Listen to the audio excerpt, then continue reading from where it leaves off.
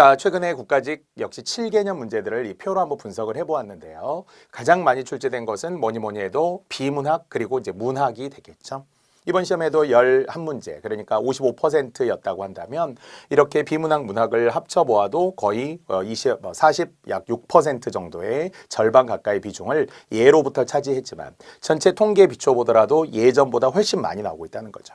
이걸 바꿔 말하면 어문 규정이라든지 이런 간단한 지식 중심의 문제는 점점 지양하고 줄어들고, 그리고 오히려 이런 사고력 문제들, 이번 시험에도 제일 많이 나오는 단어가 이해로 적절하냐, 이해로 적절하지 않느냐, 이런 문제가 많았단 말이에요. 그래서 뭔가 생각할 수 있는 문제, 평소에도 사고하고 가장 적합한 것, 또는 추론에 관한 적확성 또는 정확성이라고도 이야기할 수 있으나, 그런 적확하고도 정확한 이해가 필요로 한 추론 문제들도 역시 연습을 꾸준히 해야 될 것 같아요. 자, 어문 규정 문제는 전체의 15%. 이번에는 이제 어문 규정이 2문제밖에 안 나왔잖아요. 그래서 문항수가 점점 줄어들고 있다. 심지어는 맞춤법도 이번 시험은 안 나왔고요. 굳이 나왔다고 한다면 로마자 표기 그리고 띄어쓰기 관련 문제가 있었습니다. 그래도 이제 어문 규정은 진짜 우리가 OX 등을 통해서 많이 공부했던 거였으니까 기본으로 반드시 가지고 있어야 하는 거라고 생각하고요.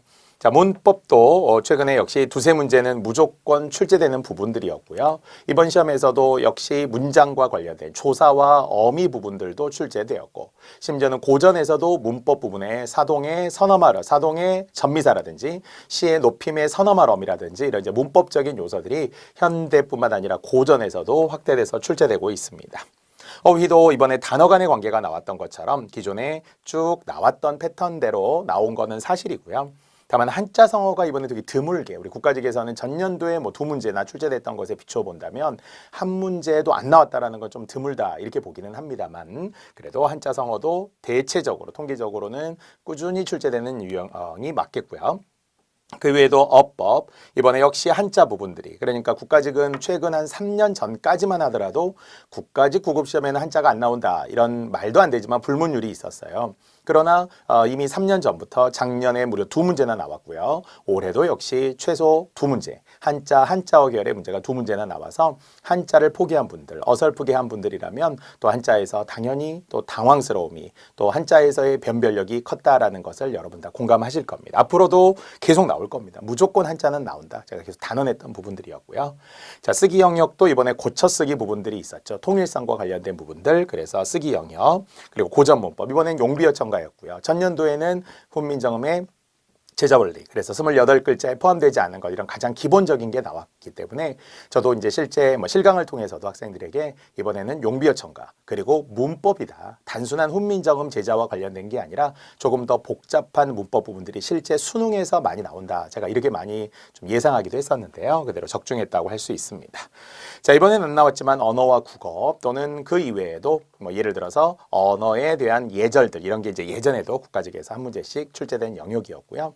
반면 이제 우리가 언어와 국어 같은 경우도 이번에는 안 나왔을 뿐이지만 앞으로도 또 나올 수 있으니까 언어의 특성 또는 기능 종류들, 또 국어에 대한 전반적 특성들, 이런 것들은 꼭 공부를 하시는 게 좋습니다. 자, 이렇게 7개년의 문항들을 다시 막대 그래프로 보여드리더라도 비문학의 강세, 이번에 뿐만 아니라 전반적으로 비문학의 강세는 두드러진 시험이라고 할 수 있고요. 그러나 그 어느 때보다도 지문이 길었고 특히 1000자 이상이 되는 지문들이 있었고요. 또 생각보다 답이 바로 나올 수 없는, 그러니까 바로 나와줘야 되는 것이 시간에 대한 것을 해결할 텐데, 국어에서 이 시간 부분이 계속 낭비가 되면서 다른 과목에도 아주 부정적 영향을 끼치게 된 거죠. 심지어는 영어 시간이 줄어들고 한국사 시간이 줄어들고 선택 과목이나 전공 과목 시간이 줄어들게 되는 연쇄적인 파급 효과를 지금 내게 된 거니까요. 그래서 국어가 중요하다는 거예요. 자, 그 외에도 나머지 우리가 11가지 유형으로 모두 지금까지 살펴보았습니다. 자, 그렇다면 이제 전체 총평등을 몇 가지로 한번만 해보겠습니다. 자, 이번 시험은 최근 국가직 구급시험, 전년도에 치러진 상반기, 하반기 통틀어서도 가장 어려웠다. 단정하기 어렵지만 합격권은 80점에서 85점 정도만 받아도 합격이 가능한 점수가 아닐까. 더 잘하면 좋겠죠. 90점, 95점이면 좋겠지만 그렇지 않더라도 지금 제 제자들을 보니까요, 평소에 한 90점 정도 나오던 분들이 이번에 70점 이렇게 나온 거예요. 그러니까 뭐 65점도 있었어요. 안타깝게도 75점도 있습니다. 그러니까 정말 잘했다 이렇게 생각되는 분들이 막 85점 이 정도 나왔어요. 뭐 90점도 있었어요. 그러니까 대체로 평소에 공부했던 것보다는 작년 국가직으로 본다면 한 20점 정도 내려간 것 같고요. 또 여러분이 가지고 있는 실력, 나는 국어는 이 정도 점수는 된다 했던 것보다 10점에서 15점은 거의 다 내려간 것 같습니다. 아까 말했지만 이게 시험을 못 봐서가 아니고요. 상대평가의 난도가 내려갈 수밖에 없었어요. 지문도 길었고 명쾌한 답이 딱 한 번에 나오지 않은, 둘 중에 하나에서 엄청 헷갈리는 비슷비슷한 말들이 말 그대로 국어에서의 언어 유희적인 말장난 같은 출제진에 의한 주관적인 해석이 가능한 문장들도 조금 있었습니다. 그러니까 너무 실망하지 마시고 지금 이 해설 강의 잘 보시기 바랍니다. 이게 이제 2016년 국가직에도 비문학이 많았고요. 그때도 난도가 있었어요. 그때도 평소에 잘했던 분들도 뭐 80점 이하로 내려간 분들이 되게 많았었거든요. 근데 그 시험보다도 오히려 좀 더 어렵지 않았나 이런 생각이 들 정도로 최근 국가직 중 가장 어려웠다. 자, 그래서 시간이 실력이다. 이제 시간을 줄이는 비법, 시간을 줄이는 방법에 대해서도 연습을 꾸준히 해야 된다는 거예요. 비문학 정도는 내가 잘하지 이런 막연함이 아니라 비문학에 대한 전략적 접근, 비문학을 꾸준히 연습하고 그의 어려움으로 인해서 매일 꾸준하게 풀어봄으로 인해서 비문학에 대한 감각을 익히는 것이 매우 중요할 것 같고요. 자, 그래서 이제는 지식이 아니라 이해와 논리의 싸움이다. 이해로 적절하냐. 그것이 가장 중심 내용 문제. 주제와 일치는 다르다라고 했고 핵심 내용을 어디를 보아야 될지. 우리가 항상 이제 요령상 이런 이야기 했었죠. 주제는 거의 마지막에 있다. 일치는 탈락의 중간 부분에 있다. 또 국어에서는 일치하지 않는 게 훨씬 많기 때문에 일치하지 않는 것은 3번, 4번을 먼저 보아라. 짧은 것보다는 긴 게 우선이다. 이런 것도 오늘 한번 적용을 해볼게요. 그게 실제 여러분 시험에도 도움이 되어야 되기 때문이에요. 자, 문학도 예전에는 지식문학, 물론 아직까지 통용이 되는 문학사가 있기는 하죠. 여러분은 잘 모를 수 있으나 바로 이날 시험 4월 7일 시험에 동일하게 치러진 기상직 시험이 있습니다. 기상직 시험에서는 문학사만 두 문제나 나왔어요. 시대 순대로 배열하시오. 우리 한국사 관련된 문제들 있잖아요. 되게 논란이 되는 문제 또 있죠. 한국사에서도 역시 마찬가지로 고금록이라든지 아니면은 이승규의 제왕운기라든지 연도 차이가 1284년, 1287년 이렇게 3년밖에 안 나는데 이걸 어떻게 순서를 맞히느냐 이렇게 해서 사실 거기에 대한 이제 불만 섞인 글들도 되게 여기에 많이 있습니다. 인터넷 자료를 통해서도 저도 확인해 보았는데요. 그런 것처럼 국어도 시대사적인 부분들, 최소한 이것이 고려시대냐, 조선 전기냐, 조선 중기냐, 조선 후기냐 이런 배열 문제가 지난 기상직 시험에 용비어 첨가와 관련해서 또 출제되기도 했고요. 그래서 이런 문학사적인 지식도 있어요. 문학 이론도 있어요. 하지만 국가직은 전통적으로 작품 감상이 많이 나왔는데 이번에도 문학을 감상으로 이해로, 내용으로 이렇게 이제 나왔기 때문에 추가적인 공부들, 특히 최근 작품들, 전년도에도 70년대 정의성의 저문강의 사벌식고가 나왔듯이 올해 시험에서도 80년대 곽재구의 사평역에서라는 시가 나온 것처럼 이게 모두 다 7, 80년대 시라고 한다면 최근의 작품들도, 낯선 작품들도 꾸준히 공부해 주셔야 합니다. 자, 고난도 문제. 원래 저는 아시다시피 한 5문제 정도를 고난도로 봐요. 선생님들 기준으로 되게 쉬웠어요. 이렇게 말하는 것도 예의에 맞지 않는 것 같고, 절반 이상이 고난도였다. 이것도 말이 안 되죠. 공부하신 분들은. 그러나 5문제라고 하기에는 조금 더 심화된 문제들, 한 7문제 정도를 통해서 오늘 더 풀이를 해드릴 계획입니다. 어쨌든 문학과 비문학이 좀 집중적으로 많이 나오면서 올해 예상외로 나오지 않은 부분들이 있었어요. 예를 들어서 여러분하고 많이 공부했지만 형태소 부분이라든지 아니면 합성어, 파생어 부분들, 혼문장, 견문장 부분들 또는 아까 한자성어가 안 나왔다고 했고요. 그 이외에도 평소에 좀 학생들이 어려워하는 고유어 부분들. 전년도 국가직에는 몹시 짓궂은 데가 있다라는 뜻의 희망스럽다라는 단어가 나와서 학생들이 거의 다 틀렸었거든요. 근데 이번에는 고유어가 안 나왔고 속담도 안 나왔고 관용어도 안 나왔고 언어예절 안 나왔고 이렇게 안 나온 외래어표기법 안 나왔고 표준어 안 나왔고 안 나온 부분들이 되게 많죠. 문장보호도 안 나왔어요. 문장보호는 기상직에 나왔어요. 국가직에는 안 나왔습니다. 그러니까 여러분이 지금 국가직 시험 문제만 보지 마시고요. 기상청에 들어가면 문제 나와 있습니다. 가답안 올라와 있어요. 그러니까 기상청에 들어가서 기상직 문제를 한번 풀어보시는 것도 기분 전환을 위해서 국가직에 혹시 나 폭망했다 이런 분들이라면 기상직 문제를 통해서 이런 정도의 문제는 내가 할만하다 이렇게 좀 자신감을 갖는 것도 좋아요. 그냥 기상직도 살짝 어려웠지만 국가직보다는 어렵지 않았더라고요. 자, 그리고 이제는 결국은 뭐 모든 일에는 때가 있다. 이런 마지막 말을 통해서 기회 문제. 늘 이야기했지만 기회는 저절로 오지는 않습니다만 우리가 준비하다 보면 그 기회라는 것이 정말 딱 그 포착이 될 때가 있죠. 야, 요건 정말 내 인생에서 진짜 중요한 기회다. 이 기회를 놓치면 안 된다. 이럴 때가 있잖아요. 지금처럼 공무원 많이 뽑고 또 기회가 되어 있을 때, 여러분도 준비가 되어 있을 때 반드시 합격의 운이 올 것이니까 여러분 실망하지 마시고 또 이걸 통해서 더욱더 발전할 수 있었으면 좋겠습니다. 자, 이제 고난도 문제 확인하고 바로 해설 들어가 봅시다. 지금 이야기가 좀 길었습니다만. 자, 이제 7번, 8번, 9번까지 1번부터 10번까지 사이 세 문제 볼 건데요. 소설 부분들. 그래서 역시 김유정의 동백꽃을 주었는데 그 말 자체, 문장이 주는 메시지를 정확하게 파악해야 되는 건데 감상해서 틀린 분들이 있었고요. 한자 관련 문제는 둘 다 고난도로 주었습니다. 하지만 이번에 학생들의 전반적인 평은 그나마 한자가 쉬웠다. 특히 8번 같은 경우도 돌 협자로 시작하는 4개의 단어를 통해서 협상이라고 하는 문장 속에서 단어를 추정할 수가 있었어요. 자, 9번도 사지선다였지만 최소 2개는 우리가 아는 것이 나왔죠. 뭐 예를 들어 아이의 재고와 어이의 재고의 차이, 결제 아이의 재와 어이의 재의 차이, 이런 게 기존 우리 시험에서도 굉장히 많이 나왔던 것들이란 말이죠. 그래서 2개 중에 하나, 나머지 하나 이제 교정이라는 것 때문에 어려워했지만 동자 이음의 문제, 또 동음 이자의 문제, 한자는 그래도 고난도라고 볼 수 있고요. 자, 비문학 관련 문제에서 추론과 일치, 정말 비문학에서 틀려서는 안 되는 거지만 15번, 18번에 고난도 문제가 있었으며 16번에 단어 간의 관계, 그중에는 저랑 많이 했지만 중간항의 유무에 따라 모순관계, 반대관계로 나누었었는데요. 그걸 말로 주지 않고 개념으로 풀었다라는 거. 국가직이 좋아하는 건 개념이라고 했어요. 어떤 예시 하나보다는 그걸 가지고 말로 설명하는 명제, 사실 명제, 이런 그 명제 자체에 대해서 진위 여부를 따지는 거. 그게 그만큼 기본이 좀 탄탄하고 충실해야 된다는 시험이었고요. 자, 아까도 했지만 용비어 첨가와 관련된 문법 부분들 최근 수능에서 무조건 나오기 때문에 우리 공무원 시험에서도 반드시 특히나 그냥 해석도 있지만 문법 문제들을 주격조사냐, 아니면 이게 부사격조사냐, 아니면은 그게 어민데 무슨 어미냐, 이렇게 묻는 문법들까지도 활용될 수 있습니다. 현대문법 잘 공부하시면 자연스럽게 저절로 이어갈 수 있습니다. 자, 이제 지금부터 1번부터 해설 시작하도록 하겠습니다.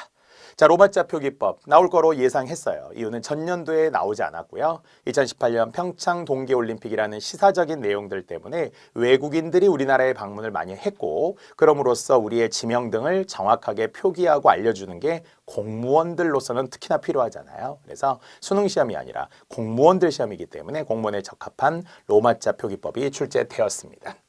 특히 조금 특이한 것은 기존에는 맞냐 틀리냐 이렇게만 나왔던 것에 비해서 이거 항목이 나온 거잖아요. 그래서 이것은 표기상의 유의사항과 관련된 2항, 로마자 표기법이 전체 7항이라고 했을 때 기본 원칙과 세칙들이 존재하는데 표기상의 유의점 2항에 수록되어 있는 이야기였습니다. 내용 그대로잖아요. 발음상 혼동의 우려가 있을 때는 붙임표를 쓸 수 있다. 그러니까 원래 붙임표를 안 써야 되는 조건인데요. 발음상 혼동의 우려가 있을 때는 음절 사이에 붙임표를 쓸 수 있다. 원래 우리가 로마자의 첫 번째 기준 중에 하나가 바로 표준 발음법에 따라 적는다. 대신에 특별한 기호는 거의 쓰지 않는 거죠. 예전에 있었던, 개정 이전에 있었던 어포스트로피라든지 이런 반달표라든지 이런 게 이제 예전에 있었는데 지금은 쓰지 않잖아요. 그러나 붙임표를 쓰는 경우가 딱 3가지 경우가 있었다고 했어요. 첫 번째 붙임표를 쓰는 경우 반드시 써야 되는 게 있었죠. 바로 행정구역, 길 이름. 그래서 시, 도, 군구, 읍면, 리와 같은 행정구역에 꼭 들어가고, 두 번째는 바로 길 이름. 그래서 길, 바로 동 또는 로, 가 이렇게 들어갔을 때 붙임표가 필요했었잖아요.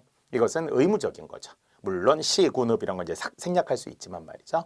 자, 두 번째 역시 인명, 홍길동 그러면 길과 동 사이, 2음절, 3음절 사이에 붙임표를 써서 이름이 3글자구나. 그러니까 이름이 원래 이제 2글자고 성포함의 3글자구나라는 걸 알려주기 위해서 붙임표를 쓰는 게 허용이 되었었죠. 물론 붙임표 앞뒤에서 일어나는 발음 변화는 반영하지 않았던 홍빛나, 한복남 이런 게 있었고요.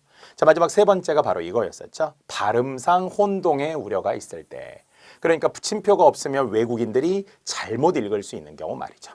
그래서 우리는 분명히 했습니다. 이번에 반구대, 울주에 있는 지명 이름입니다. 거북이가 엎드려 있다라는 그런 모양을 닮은 반구대라고 하는 지명인데요. 고유명사니까 대문자를 썼겠죠. 문제는 이것은 원래는 붙임표를 빼고 쓰는 것이 원칙이었다는 거죠. 그래야 반구대 이렇게 이제 소리대로 갔죠. 하지만 이게 만약 외국인들이 붙임표가 없으면 반구된지 아니면은 NG를 합쳐서 방, 우대 이렇게 읽을 수도 있다는 거죠. NG를 끊어야 하는지 붙여야 되는지 여기서는 알 수 없으니까요. 붙임표가 없다면. 그래서 외국인들을 위해서 붙임표를 써서 반 따로, 구대 따로 이렇게 끊어주는 것을 허용하게 된 거죠. 사실 이제 여기 뒤에도 해설에 나오지만 원래 대표적인 예로 많이 했던 것이 세운상가의 세운이었잖아요. 이것을 이렇게 쓰는 것이 원칙인데 문제는 외국인들이 이걸 세운이라고 읽지 않고 이유를 합치면 승이 되죠. 승. 그러니까 세운이 될 수도 있고 착각하면 승이 될 수도 있기 때문에 이게 이음절 단어다. 세운이다. 이렇게 붙임표를 써주는 것을 허용한다는 거였죠. 이 비슷한 예 중에 중앙, 중앙인데 준강으로 잘못 읽을 수 있기 때문에 중앙 이렇게 끊어서 읽는 것들. 해운대인데 하은대라고 읽을 수 있으니까 해, 붙임표, 운대 이렇게 끊어서 가는 총 4개의 사례가 원래 로마자 표기법에 등재되어 있죠. 이게 새로운 예가 아니라서 난도는 제가 하라고 했습니다. 자, 반면 나머지는 이게 발음상 혼동과 상관이 없는 거고요. 독도는 원래 그대로 붙임표를 뺀 채 독도 이렇게 써야 되겠죠. 도가 행정구역일 때, 뭐 예를 들어서 전라남도, 경상북도 이렇게 행정구역일 때는 붙임표가 들어갈 것이지만 독도는 원래 독도죠. 울릉도 원래 울릉도죠. 그러니까 고유명사일 때는 붙임표가 안 들어가야 되는 것이고요. 독립문도 발음에 따라서 그대로 소리대로 쓰게 되는 거니까 동, 그 다음에 님, 특히 이제 여기는 3번의 일종의 비음화가 나타나게 되면서 독립문 이렇게 소리대로 가게 되는 거죠. 즉 첫 번째 독립문 이렇게 이제 끊어서 가는 게 아니라는 점에서 독립문 이렇게 소리대로 갔어요. 역시 여기서도 붙임표가 절대 있어서도 안 되고 이렇게 표기대로 가서도 안 되고 이제 이런 과정들은 우리가 평소에도 엄청 많이 했던 거니까요. 자, 그리고 아울러서 이제 인왕리는 사실 표기는 맞죠. 인왕리는 행정구역과 관련된 인왕의 붙임표에 RI를 쓰는 거예요. 하지만 바로 문제의 조건에는 해당하지 않는 거잖아요. 이게 발음상 혼동이 있어서 이렇게 쓴 게 아니기 때문에 그냥 맞냐 틀리냐 그러면은 4번은 맞아요. 발음은 인왕리 비음화가 돼서 NI로 써야 될 것 같지만 역시 행정구역은 무조건 발음과 상관없이 RI로 쓰고 뭐 역시 우리가 얘기했던 것처럼 시, 도, 군, 구, 읍, 면, 리 이런 거는 원래대로 써주는 거거든요. 그러니까 다 아는 거지만 4번은 조건에 해당하지 않았다라는 것. 그래서 1번의 로마자 표기에 답을 주게 되었습니다. 자, 난도는 제가 하라고 했으며 나머지 다 했습니다. 반구대는 방우대로 잘못 읽을 수 있으니까 빗금을 역시 붙임표를 쓰는 것이 허용이 된다. 중앙 역시 없어도 되는데 붙임표가 허용. 세운 허용. 해운대 허용 이렇게 된다라는 것 여러분 알 거예요. 1번의 답은 2번이었습니다. 자, 2번입니다. 자, 이제 16개. 물론 이제 우리가 1번도 그런 박스 형태라고는 할 수 있지만 이제 본격적으로 비문학 6개 중에 나오게 되는 중심 내용 문제였어요. 자, 원래 우리가 아는 99% 중심 내용은 어디에 있어야 된다고요? 역삼각형 2등분. 알겠죠? 그래서 역삼각형 2등분이라 하면 주제는 99% 여기에 있다. 100%라고 단정할 수는 없어도 우리는 미괄식의 주제가 많다. 다만 주의해야 될 것은 일치와는 구별하라는 거죠. 부분적인 일치는 있을 수 있지만 핵심 내용은 뭐냐라는 거죠. 그래서 저랑 이제 비문학 할 때도 비문학 독해 7대 팁이다 제가 이런 거 하는 것 중에 주제는 어디에 있다? 그러나 이후에 있다. 그러나 이후에 주제가 있다. 한번 볼까요? 바로 단락이 2번째 단락 이후에 더 주목할 필요가 있었고요. 이 글의 소재는 당연히 언간. 언간이라고 하는 것은 한글로 쓴 편지를 이야기하죠. 국문 편지를 언간이라고 이야기하는데요. 보통 편지글을 서간문 이렇게 이야기하거든요. 자, 그런데 이제 뒤에 내용에서 예로부터는 언간이라는 것이 여성들만의 것 아니냐 이런 생각을 했다는 거죠. 여성들이 한글로 편지를 많이 썼어요. 한글로 된 문학을 많이 썼겠죠. 그러나 이후에 여기서 이제 주목했어야 된다는 거죠. 자, 그러나 이후에 여성들만 써서는 썼다고 오해되어서는 안 되네. 부정어 나왔다 그러면 진짜 이게 중요하잖아요. 부정서술어에 주목할 것. 그러나 이후에 주목할 것. 제가 한결같이 했던 이야기입니다. 자, 그래서 뒤에 와서 보니까 결국 뒤에서는 이 언간이라고 하는 것이 특정 계층에 관계없이 남녀 모두의 공유물이었다. 그럼 딱 봐도 여기에 별표가 들어갔어야 되겠죠. 자, 그래서 이제 중심 내용 같은 문장이 그대로 어디에 여기 3번에 보였던 거죠. 언가는 특정 계층과 성별에 관계없이 이용된 의사소통 수단이었다라고 그대로 마지막에 있었다는 거죠. 그대로 여기 내용하고 관련이 될 수 있었던 거죠. 위치를 잘 보세요. 제가 노란색으로 표시해드린 이유가 있어요. 주제는 바로 여기이기 때문이에요. 주제는 여기. 나중에도 첫 문장의 주제인 두갈식도 있을 수 있고 양괄식도 있을 수 있고 병렬식도 있고 중괄식도 있을 수 있지만 그러나 그래도 99% 미괄식이다. 이런 의도가 있었을 거라는 거예요. 중심 내용이니까. 그래서 뭐와 구별하자? 일치와 구별하라는 거예요. 만약에 1번에서 언가는 실용 범위에 제약이 있다. 언문은 실용 범위에 제약이 있고 언간에도 적용된다. 1번이 여기 있잖아요. 그러나 1번은 주제는 아니라는 거죠. 얘가 그랬다라고 했지만 사실 뒤에 가서 보니까 그게 아니라고 다시 부정이 된 셈이거든요.